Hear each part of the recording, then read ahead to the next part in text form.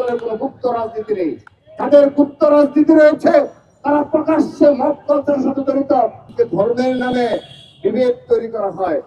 বাংলাদেশ একটি মুসলিম প্রধান দেশ, এখানে মুসলিমদের সংখ্যাগরিষ্ঠতা রয়েছে, এখানে তাদের ধর্ম হল ইসলাম, সেই ইসলামকে তারা বিভক্ত করতে চায়।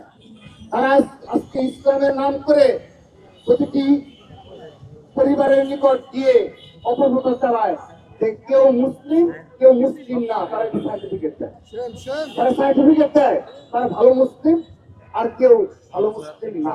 কিউব হোল্ডিংস এর গল্পে সেই রেখাটি আঁকা হয়েছিল আজ থেকে 1 যুগ আগে।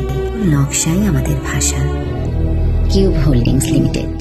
তাদেরকে ভোট প্রদান করতে হবে। কেন?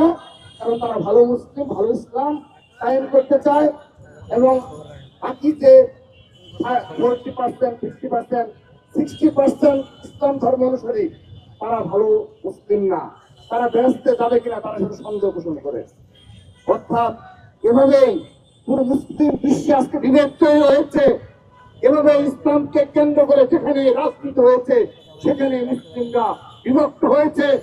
এই বিভক্তই বাংলাদেশের স্বাধীনতা সার্বভৌমত্ব হুমকি স্বরূপ।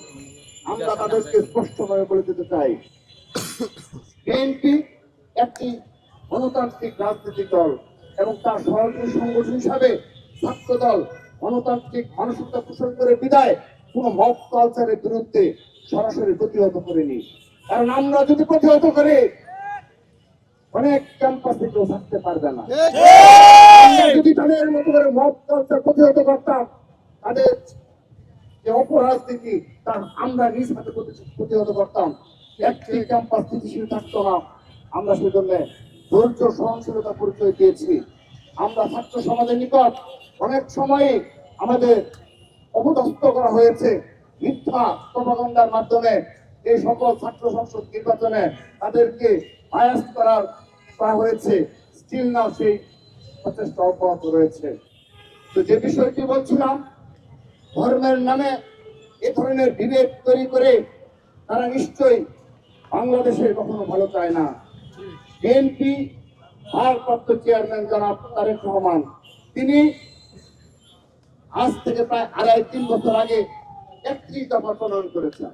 তিনি 31 দফার মাধ্যমে তিনি বলেছেন তিনি বাংলাদেশের জন্য একটা ভীষণ রয়েছে তার, যেটি বিশ্বের প্রতিটি রাষ্ট্রনায়কের, প্রতিটি রাজনৈতিক দলের একটি ভীষণ থাকে যে তারা এভাবে সাধারণ জনগণের কল্যাণে এবং রাষ্ট্রের কল্যাণে তারা নিয়োজিত থাকবে একটি রাজনৈতিক দল হিসেবে, এবং রাজনৈতিক দলের প্রধান হিসেবে তার বেশ কিছু ভীষণ থাকে, ভীষণ।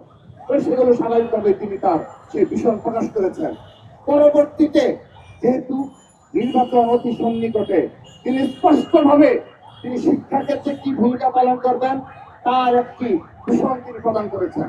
এগুলো সাধারণ ছাত্র সমাজ এবং দেশের জনগণ বিবেচনা করবে যে তিনি এগুলো বাস্তবায়ন করতে পারবেন কিনা, বাজেটের সাথে সাংঘর্ষিক কিনা, তারা যুক্তি দিবে, অ্যানালাইসিস করে তার ভুল করিয়ে দিবে, তিনি তার সংশোধন করবেন।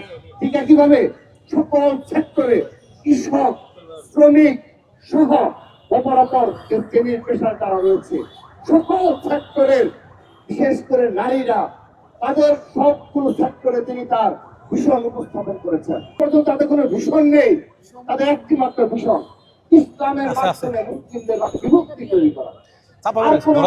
তাদের কোনো ভীষণ নেই। তারা বলে না নারীদের জন্য তাদের ভীষণ কি, এই 18 কোটি 20 কোটি জনগণের জন্য কিভাবে সুশাসন কায়েম করবে, কিভাবে তাদের ভাগ্যের উন্নয়ন করবে।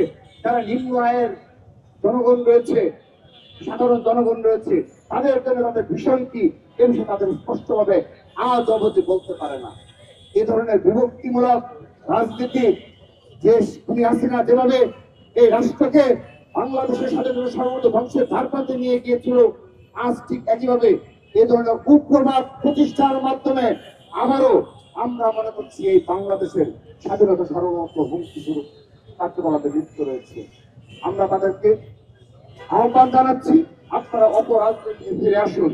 আপনারা আপনাদের রাজনৈতিক দল হিসাবে আমাদের বিএনপির ভারপ্রাপ্ত চেয়ারম্যান জনাব তারেক রহমান 31 দফা প্রদান করেছেন। আপনারা যদি পারেন তার থেকে আরো ভালো কোনো ভিশন, আরো ভালো কোনো প্রস্তাবনা আপনার রাজনৈতিক দলের এজেন্ডা রয়েছে জনগণের সামনে তা প্রকাশ করুন।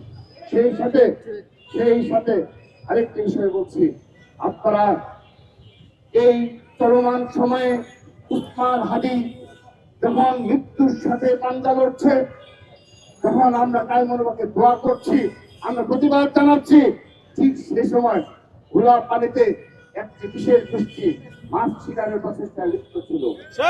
তারা বিচার চায়নি।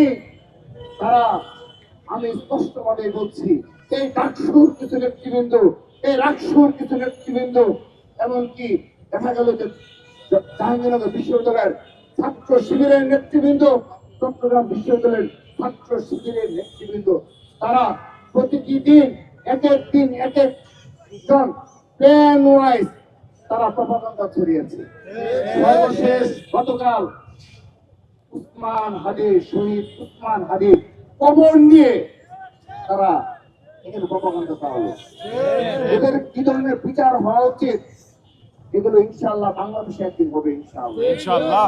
আপনারা দেখেছেন বিদেশে কয়েকজন তাদের গুরু রয়েছে, এই বিশেষ ধর্মান্ধ গোষ্ঠীর কয়েকজন গুরু বিদেশে বসবাস করে। তাদের প্ররোচনায় প্রথম আলো এবং ডেইলি স্টারে মব ক্রিয়েট করা হয়েছে। বাংলাদেশের বিভিন্ন জেলায় হামলা চালানো হয়েছে। তো আমরা জেনেছিলাম উসমান হাদির এই জানাজা নামাজকে কেন্দ্র করে একটি বিশেষ গোষ্ঠী একটা ছক বসেছিল, কিন্তু তার 2 দিন যাবৎ সাধারণ জনগণের মনোভাব বুঝে, ছাত্র সমাজের মনোভাব বুঝে তাদের সেই ষড়যন্ত্র বেঁচতে গেছে। তারা সেই দুঃসাহস করেনি, তারা সেই প্রপাগান্ডা অব্যাহত প্রপাগান্ডা এবং এর মাধ্যমেও তারা সফল হয়নি। আমরা তাদেরকে জানাই, তাদের পরিণত কখনো সুখকর হবে না। তারাও বিচারের আওতায় অবশ্যই নিয়ে আসতে হবে। তাদেরকে শুধুমাত্র ওই নেতা কর্তৃপক্ষ ব্যবস্থা নিয়েছে তাতেই হবে না। যারা বাংলাদেশের স্থিতিশীলতা, বাংলাদেশের স্বাধীনতা সার্বভৌমত্বের জন্য হুমকি স্বরূপ, তাদের সবাইকে বিচারের আওতায় নিয়ে আসতে হবে। এই উপস্থিতি, যে কথাটি বলছিলাম, যে ছাত্র সংসদের মাধ্যমে যে পক্ষেই তারা নির্বাচিত হয়ে থাকুক না কেন, নির্বাচিত প্রতিনিধিরা তারা যেভাবে সরাসরি সোশ্যাল মিডিয়ায় মব ক্রিয়েটের সাথে জড়িত রইল, মিথ্যাচার প্রপাগান্ডার মাধ্যমে প্রকাশ্যে তারা যে ধরনের অপকর্মে লিপ্ত রয়েছে, আমি প্রশ্ন রাখতে চাই, তাহলে তারা এই একটি বিশেষ ছাত্র সংগঠন যারা প্রকাশ্য ভাবে সরাসরি মবের সাথে জড়িত, তাহলে তারা পেছনে গিয়ে তাদের কর্মীদের কি ধরনের নোংরা প্রপাগান্ডার সাথে ট্রেনিং দেওয়ায়, আমি ছাত্র সমাজকে সেই বিষয়টি ভেবে দেখার জন্য অনুরোধ জানাচ্ছি। আমাদের কোনো গুপ্ত রাজনীতি নেই, ছাত্র দলের কোনো গুপ্ত রাজনীতি নেই। তাদের গুপ্ত রাজনীতি রয়েছে, তারা প্রকাশ্যে মব কালচারের সাথে জড়িত, তারা প্রকাশ্যে বিভক্তিমূলক প্রপাগান্ডা মিথ্যাচারের রাজনীতির সাথে জড়িত, এবং উসমান হাদি এই হত্যাকাণ্ডকে কেন্দ্র করে তারা প্রতিটি ক্যাম্পাসে তার প্রমাণ দিয়েছে। আমি প্রশ্ন রাখতে চাই, তাহলে তারা পেছনে গিয়ে যখন গুপ্ত রাজনীতির সাথে লিপ্ত থাকে, কতটা নোংরা, কতটা ভয়ঙ্কর রাজনীতির সাথে তারা জড়িত, এদের মুখোশ ধীরে ধীরে উন্মোচিত হচ্ছে। আমি একটি কথা বলে আমি আমার বক্তব্য শেষ করছি। একটি সময় ছিল 5 আগস্টের পরপরই আমাদের বলা হয়েছিল 0% কন্ট্রিবিউশন, 100% সেলিব্রেশন। 142 জন নেতা কর্মী সমর্থক যে ছাত্র সংগঠনের শহীদ হয়েছে, সেই মুনাফেকরা আমাদেরকে বলেছিল 0% কন্ট্রিবিউশন। কিন্তু যত সময় অতিবাহিত হয়েছে ততই তাদের সেই মিথ্যাচার, সেই মুখোশ উন্মোচন হয়েছে। এরপর আর কখনো তারা এই ধরনের ওয়ার্ড উচ্চারণ ও দুঃসাহস দেখায়নি। এই উপস্থিতি যতদিন যাচ্ছে ততদিন যারা বলেছিল ক্যাম্পাসে নাকি তারা লেজুর ভিত্তিক ছাত্র রাজনীতি চায় না, তারা বলেছিল ছাত্র রাজনীতি চায় না, অনেক ক্যাম্পাসে তারা সে মত ক্রিয়েট করেছে। কিন্তু পরবর্তী দেখা গেল বাংলাদেশের শ্রেষ্ঠ লেজুর ভিত্তিক ছাত্র সংগঠন হিসেবে তারা আবির্ভূত হয়েছে, বাংলাদেশের শ্রেষ্ঠ মুনাফেক হিসাবে তারা আবির্ভূত হয়েছে। কিন্তু তাই নয়, আদার সংগঠন থেকেও তারা সবচেয়ে বেশি দাঁড়িপাল্লার পক্ষে ভোট চেয়ে বেড়াচ্ছে। কিন্তু তাই নয়, যেন তাদেরকে প্রজন্মকে বিভ্রান্ত করা যায়, ভোটারদের বিভ্রান্ত করা যায়, এর জন্য সোশ্যাল মিডিয়ায় দেখবে তারা প্রতিদিন একটি করে মিনিমাম স্ট্যাটাস দেয় যে মিথ্যা নোংরা ভাবে কিভাবে বিএনপিকে হেয় প্রতিপন্ন করা যায়। আল্লাহর রহমতে, অশেষ রহমতে যতদিন যাচ্ছে ততদিন তাদের মুখোশ উন্মোচন হচ্ছে। সাধারণ ছাত্র সমাজ আজ বুঝতে পেরেছে। আমাদেরকে বলা হয়েছিল, ছাত্রদলকে বলা হয়েছিল, ছাত্রদল নাকি হল দখল করবে, ছাত্রদল নাকি গেস্টুম কালচার করবে, ছাত্রদল নাকি হ্যান্ড কত কিছু করবে। আপনারা কি দেখেছেন এ পর্যন্ত ছাত্রদল কারা কোন অনাকাঙ্ক্ষিত ঘটনা ঘটেছে? আমি স্বীকার করছি, তেজগাঁও কলেজে একটি সংঘর্ষের মাধ্যমে হত্যাকাণ্ডে সাকিবকে হত্যা করা হয়েছে। বাংলাদেশ জাতীয় ছাত্রদল সেই ছাত্র সংগঠন, যে ছাত্র সংগঠন কখনো অপরাধীকে আড়াল করে না, কখনো অস্বীকার করে না। আমরা আবারও আজকে প্রেস রিলিজ করে দেখার অনুরোধ জানাচ্ছি ছাত্রদল কেন্দ্রীয় সংসদের প্রেস রিলিজ।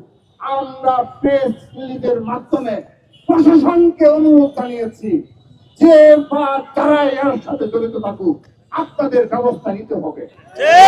ব্যবস্থা না নিলে আমরা আপনাদের বিরুদ্ধে আন্দোলন করব। শুধু তাই নয়, প্রশাসনের ওপেন আমরা ওপেন মিডিয়ার সামনে বলছি, আমরা নিজেরা প্রশাসনকে কল দিয়ে বলেছি আপনারা অপরাধী অবশ্যই গ্রেফতার করতে হবে। কোন ছাত্র দল আর কখনো কোনোভাবেই কোন অনাকাঙ্ক্ষিত ঘটনার মাধ্যমে যদি হয়ে থাকে আমরা তা বরদাস্ত করবো না। এটি নতুন ধারার বাংলাদেশ। কোন বিচ্ছিন্ন ঘটনা ঘটলো সেগুলোকে আমরা শাস্তির আওতায় নিয়ে আসছি।